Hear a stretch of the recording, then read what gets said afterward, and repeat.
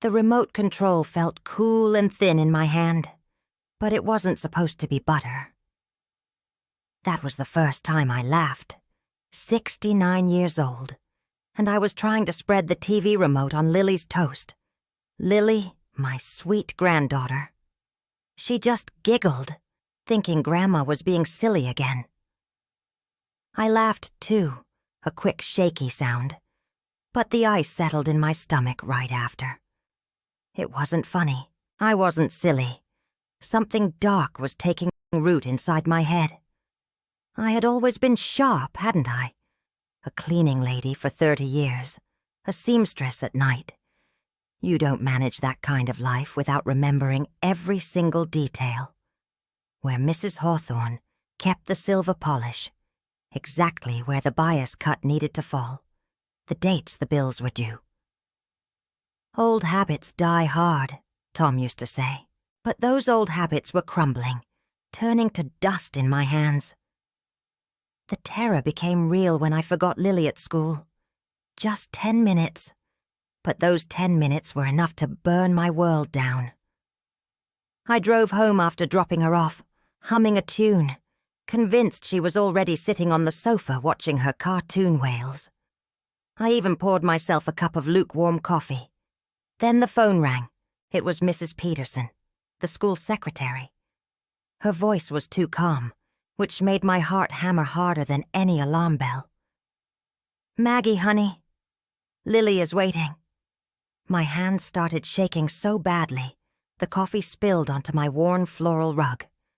Lily, waiting, 10 minutes alone on that bench, wondering where her grandma was. My only job, my reason for breathing since Tom passed 5 years ago. I threw myself back into the car, sobbing all the way, apologizing to the steering wheel. What if it was worse next time? What if I forgot the stove was on? What if the house burned down with Lily inside? That's when Michael and Sarah stepped in. Michael, my only son. He was doing well now, working in some office, wearing suits that cost more than my first car. He and Sarah, his wife, had that slick, polished look about them. They always seemed too busy for me, until the forgetfulness started. Then they were all concern, too much concern. They insisted on the doctors, 3 of them, one after the other. It cost them a fortune, I knew, and I hated the guilt. Michael always looked at his watch in the waiting room, sighing loud enough for me to hear. The 3rd doctor was the worst. He didn't even smile. He just pointed at the glowing pictures of my brain on the screen. He used long, important words I didn't understand, words that smelled like death. "Ma'am, you're at an advanced age," he said, leaning over the desk. His eyes were cold, like glass marbles. "It's normal to forget things. Nothing more we can do. You should prepare for the future." Prepare for what? To vanish? To lose Lily? The words hit me like a physical blow. The shame was a hot wave rising up my neck. I was being dismissed, signed off. I was just an old woman who couldn't remember things anymore, and no one was going to help. In the car ride home, I cried silently. Michael didn't ask if I was okay. He just turned the radio up high, playing that loud, angry music he liked. When we finally got back to my little house, Tom's house, Michael turned to me, his voice sharp and dry. "It's a sign, Mom. You heard the doctor. It is what it is. It's time we look at some options for your care." Options. That word meant one thing. The home. A place with stiff, clean sheets and people watching the clock, waiting for your last breath. A place where Lily could never visit me freely. I looked at the worn porch swing Tom built, the tiny patch of petunias I tended. I would not leave. Not yet. But Michael and Sarah didn't take no easily. My home slowly became my prison. I stopped leaving. The anxiety was too high. I was terrified of walking to the supermarket 2 blocks away and forgetting how to get back. So I stayed put, glued to the sofa, watching bad daytime TV. Time flies when you're watching the clock tick down toward your own incompetence. Michael and Sarah started coming over often. To help. They didn't help. They rummaged. They talked on the phone about the market value of the house. They kept telling me I was putting too much stress on Lily. "She's too young to see you like this, Maggie," Sarah said one afternoon, her manicured nail tapping on a stack of pamphlets for the St. Jude's retirement community. The pamphlets looked glossy and expensive. "Michael and I just want you safe." Safe. They wanted me gone. I knew it, deep in my bones. But I was so tired. The confusion was constant now. I would stand in the kitchen forgetting why I walked in. Did I eat lunch? Did I take my pink pill? The fear of taking too much made me take the dose again, just in case. The one thing that brought me comfort was my snack. I was convinced it was helping my brain. Michael had told me so, beaming, saying he had researched the latest brain foods. It was the peanuts. Roasted, salted, crunchy peanuts. Michael bought them for me in enormous, industrial-sized bags from some warehouse store. I kept a bag on the side table next to the sofa. I would grab a fistful every hour, crunching them loudly. The salt was strong. The crunch was comforting. It kept the panic away for a minute. I felt like I was doing something proactive, helping myself. And yet, every day, the fog thickened. The dizziness was worse. The confusion wasn't just forgetting names. It was confusing objects. I tried to answer the telephone with a potato. I did. One afternoon, Michael came in and quietly took my car keys off the hook. "It's for your safety, Mom. Just for now. You might lose them, or worse, get lost yourself." I didn't fight. I was too weak, too scared of proving him right. I felt the walls closing in. A few days later, I was looking for my reading glasses and walked into the kitchen. Michael and Sarah were huddled over the dining table. They jumped apart when they saw me. There were papers spread out, papers with dense legal jargon and numbers. They looked like loan documents or maybe mortgage papers. "What are you doing?" I asked, my voice barely a croak. "Just sorting out the bills, Mom," Michael said too quickly. He scooped up the papers into a thick brown folder, his smile stiff and strained.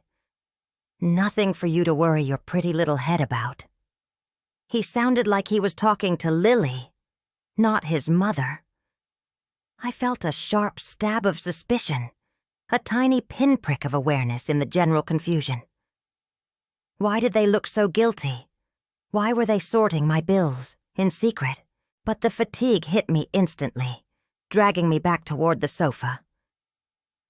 "You can't teach an old dog new tricks," I thought dimly, assuming my brain was just failing me again. That flicker of doubt should have been a screaming siren. It turned into pure, cold terror the next night. I couldn't sleep. The back of my neck was tight, and my heart kept skipping beats. I got up to go to the bathroom. As I passed the spare room, the door was slightly ajar. I heard voices, low and tense, Michael and Sarah. I froze, hiding in the dark shadow of the hallway, holding my breath. "Did you see her today?" Sarah whispered, her voice like ice scraping concrete. "She forgot how to use the microwave. It's working faster than we expected." My breath caught in my throat. "Faster than we expected. Don't talk about it like that, Sarah." Michael hissed back, his voice low but impatient. "Just make sure she keeps eating what she likes. The papers will be ready next week. We need to keep the pressure on. Soon. The house is ours." The world tilted. The fear of fire, of forgetting, of the institution.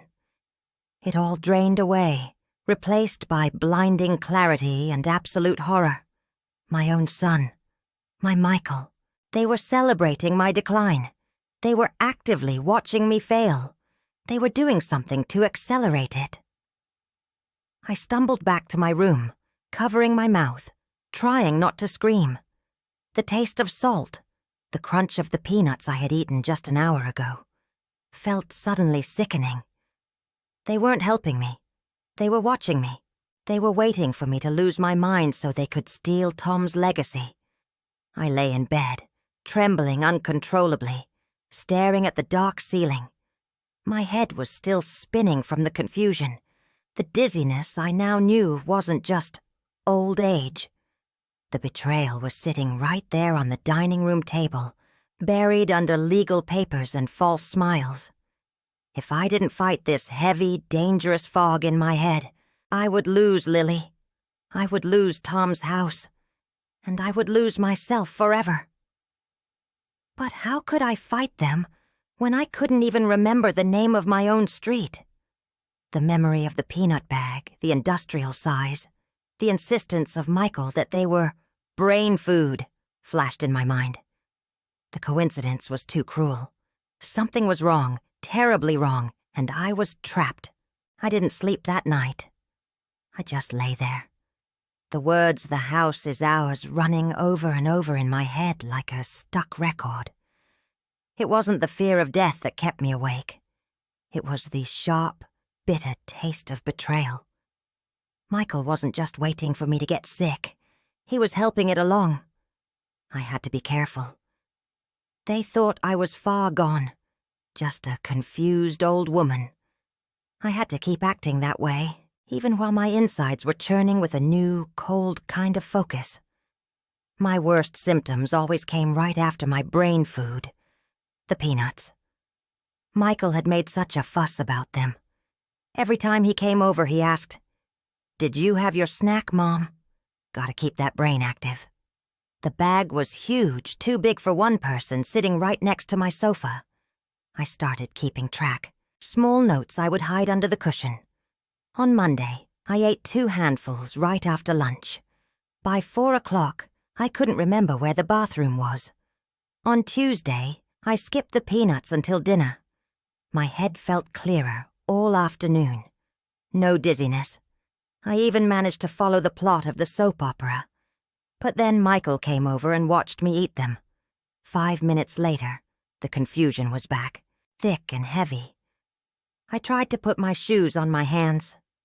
You can't teach an old dog new tricks. I used to think about myself, about the forgetting. But now I saw it wasn't about tricks or age. It was the peanuts. They were the poison. I needed proof. Michael, thinking he was so smart, had even hired a nurse, Janet. She was supposed to check on me for a few hours a day. Janet was a tired woman, always glued to her little phone, barely looking up. She didn't monitor my health. She monitored my confusion for Michael. One day, I pretended to fall asleep right on the sofa, letting my mouth hang open just a little, the way I did when I was genuinely exhausted. Sarah came in, looking around as if she owned the place already. "I need to call the appraiser," she hissed into the phone, thinking I couldn't hear. Yes, the house appraisal came in at $450,000. Can you believe the equity? We just need the final signatures on the POA. He knows the house is hers, legally, until she's fully declared incompetent. But the insurance policy is tied to the estate. We accelerate the dementia, she signs the power of attorney, and we put her in St. Jude's home. The closing is set for next Tuesday. Next Tuesday? That was 4 days away. The number $450,000 felt like a slap. That was the price of my life, my house, Tom's house. I opened my eyes slowly after Sarah left, the terror replaced by a burning certainty. I had less than a week. I couldn't tell Michael. I couldn't call the police. They would just say, "The old woman is confused again." I was trapped in this foggy, weak body Michael was banking on. I needed someone real, someone outside this house. My neighbor, Dorothy Miller, had been watching. Dorothy was a retired school cook, a little sharp-tongued but fiercely kind. Michael and Sarah thought she was a nosy old busybody. They always hurried past her driveway. I waited until Michael dropped off Lily and drove away, thinking I was settled in for the day. I took the big bag of peanuts and slipped out the back door, moving quickly, leaning heavily on my cane. Dorothy was pulling weeds in her tiny garden. "Dorothy," I whispered, holding the heavy bag of peanuts, trying to look frail and desperate. "I need your help. My son. He's poisoning me." I waited for the pity or the look that said, "She's finally lost it." But Dorothy's face just tightened. She put down her gardening glove and looked at the peanut bag. "Come inside, Maggie, quickly." Inside her kitchen, which smelled wonderfully of yeast and fresh bread, I spilled the whole story, sobbing through the part about forgetting Lily. Then I pointed at the peanuts. "Michael said they are brain food. But when I eat them, I forget everything. I get dizzy. Look at the size of this bag. It's industrial." Dorothy studied the label. She got out a small notepad. She didn't treat me like a crazy woman. She treated me like a client with a serious problem. "Maggie, what did the doctors say you had?" "Dementia. Alzheimer's. That's what they wrote on the papers." Dorothy nodded, tapping her pencil. "Michael is an idiot, but he's a calculating idiot. Peanuts have some good fats, yes, but they have two terrible problems for someone your age, especially if they buy cheap ones in bulk like this." She pointed to the label. "See how big the bag is? They're often stored badly. When peanuts are stored badly, they get aflatoxins. It's a nasty, carcinogenic mold. For older people, it spikes inflammation, systemic inflammation, by 58%. It's poison, Maggie. It targets the central nervous system. It makes you look exactly like you have fast-moving Alzheimer's when you just have severe inflammation." He knew enough to encourage you to eat what looked safe. I stared at the crunchy snack that had been my comfort. The salt, the texture. It had been death in my hand. He hadn't just neglected me. He had actively harmed me. The betrayal was worse than I could have imagined. I felt the sharpest pain I had ever known, a pain that went deeper than any forgetting. "So I'm not vanishing," I whispered, my voice shaking. "You're fighting poison, honey," Dorothy said firmly. "You are 70, not 90. You are forgetting because your brain is on fire from the inside. But we can stop the fire." Dorothy, the school nutritionist, turned into my secret general. She told me the truth about what Michael had hidden. "Maggie, there are 4 nuts you must avoid. Peanuts, cashews, Brazil nuts, macadamia. They are toxic or inflammatory for older systems, but there are 4 you need right now to fight back. Those are your medicine." She grabbed a bag of something that looked like miniature brains. Walnuts. These are the most critical. You need 1 ounce daily. Do you know why? They contain omega-3 ALA, 2.5 grams per ounce. That has been clinically shown to reduce the risk of Alzheimer's symptoms and improve cognitive recall by up to 68%. 68%, Maggie! That is the cure Michael has been hiding. Dorothy then handed me a small bag of almonds. "Almonds in the morning, magnesium for your nerves. Walnuts in the evening for sleep and memory. You stop the poison, and you start the medicine. We call it the replacement protocol." I felt the tears finally come.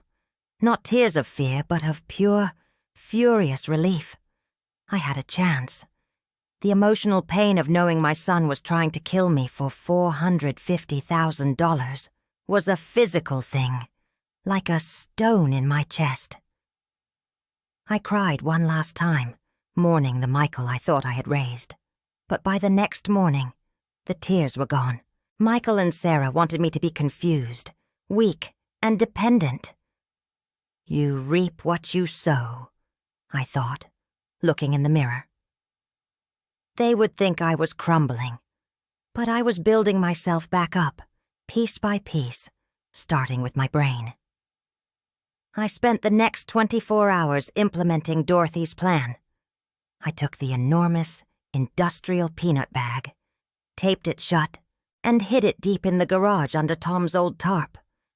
I replaced it on the side table with a small, innocent-looking dish of fresh walnuts and almonds. Dorothy provided, perfectly measured. I started the protocol instantly. 1 ounce of almonds in the morning with my lukewarm coffee. 1 ounce of walnuts right before bed. The change was slow, but it was there. After 2 days, the constant dizziness was gone. The tremors in my hands subsided. I could recall the specific color of the dress I wore at my wedding, something I hadn't thought about in 6 months. Dorothy's numbers were real. The 68% cognitive recovery started to feel real. Now, I had to hide this recovery. Michael and Sarah were watching. Every visit was a test. When Michael arrived, I made sure to play the part of the fading old woman. "Michael, darling," I would slur, mixing up his name with Tom's. Did I take my pink pill? Or did I take my blue one? I don't remember where Tom put the money. Michael would smile that tight, fake smile. "Just rest, Mom. Sarah and I are taking care of everything." One afternoon, Sarah pointed at the remote. "Look, Michael." She forgot how to use the remote again. "She's pressing the channel buttons for volume." I had deliberately pressed the wrong buttons. I needed them to think I was worse. "Perfect," Michael murmured. He was adjusting the hidden miniature camera he had installed a week ago. He claimed it was a safety monitor. I knew it was his proof. He was recording my incompetence to show the court. The moment Michael turned his back to answer a text message, I acted. My old seamstress skills came back to me. 30 years of detailed work made my hands steady. I used the sharp little scissors from my old sewing kit, which I had just remembered was hidden in the cedar chest. "She's sharp as a tack," Tom always said. Snip. The camera wire was cut, the video useless. I coiled the tiny wire piece up and tucked it into my pocket. One piece of evidence neutralized. I was getting stronger every day. The walnuts were boosting my sleep. I was finally resting deeply. The clarity was frighteningly good. I could recall the lawyer's name they were using, Mr. Henderson. I could recall the exact date of the appointment, Tuesday morning. I needed hard evidence, not just my improving brain. I needed proof of their conspiracy. Dorothy had loaned me a small digital recorder. It looked like an old keychain. I set the trap when Michael and Sarah came for their daily check-in. I brought up the house, pretending to be utterly confused about the value. "Michael, darling," I slurred, pulling my best confused face, making my voice wobble. "If I go to the retirement home, do we get to keep the $45,000 from the house?" Michael chuckled, that awful condescending sound. "It's $450,000, Mom. And yes, it will be handled. Sarah and I are taking care of everything. You don't need to worry your pretty little head about it." I pressed the small button on the recorder hidden in my palm. The clicking sound was silent. Michael's confession was safely captured. He then escalated the pressure. They pulled out the legal documents, the real power of attorney papers. "We need you to sign this partial document, Mom. It's just for the utilities." Michael pushed, placing the pen in my trembling hand. He was lying. It looked like an authorization to begin the transfer process. I pretended to be too weak to hold the pen. My signature was a terrible, illegible scrawl, looking exactly like the handwriting of a woman too far gone to manage her affairs. But while Michael was adjusting the pile of papers, trying to make the signature look cleaner, I used the small disposable camera Dorothy had given me. It was tiny, hidden in my sleeve. I snapped a quick, blurry photo of the real POA papers, showing Michael's signature and the date. I needed proof he was already planning the fraud before I was even admitted. The stress of pretending was exhausting, but the almonds kept my energy up. I knew this was my last night in this prison. On Monday evening, Michael brought me a cup of tea. It smelled stronger than usual, maybe with something extra to ensure I was completely incoherent for the Tuesday morning signing. "Sleep well, Mom," he said, that fake kindness making my skin crawl. "We'll get this sorted in the morning." As soon as he was gone, I dumped the entire cup of tea down the sink. I took my evening dose of walnuts. I felt the powerful omega-3 ALA doing its work, clearing the remaining fog. I laid out the items on my nightstand: the peanut receipt, the snapped camera wire, the photo of the power of attorney, and the little recording device. I looked at the clock. 7 hours until they arrived. 7 hours until my freedom. Or 7 hours until St. Jude's. I stood up, testing my legs. Strong. My mind felt sharp, clear as a bell. The weak, confused Maggie was gone, replaced by the seamstress who never missed a detail. It was 7 o'clock on Tuesday morning. I heard the car pull up. Michael and Sarah dressed in their best suits, ready for the closing. They brought the notary public, a stern woman who looked impatient. Michael opened my bedroom door with a triumphant flourish, a smirk on his face. He expected to find me confused, frail, maybe still in bed, waiting for him to gently guide me to the table. But I was not in bed. I was standing silently by the window, the sun hitting my face. I was dressed in the best suit I had left, my posture straight, the way I stood after 12 hours at the sewing machine. My hands were steady. In one hand, I held the peanut receipt. In the other, the recording device. Michael stopped dead in his tracks. The smile vanished from his face, replaced by naked, blinding fear. Sarah gasped, a sharp, ragged sound. The notary public just looked confused. "Good morning, Michael," I said, my voice steady and strong for the first time in months. "Before I sign anything, I think we need to talk about aflatoxins, 68% cognitive recovery, and the $450,000 worth of my house. Before we continue, tell me where you're watching from. I'd love to know how far this story will travel. And if you stayed with me until the end, leave a comment letting me know what you thought of the story and what kinds of stories you'd like to read more of. Thank you so much for being here. See you in the next emotional story."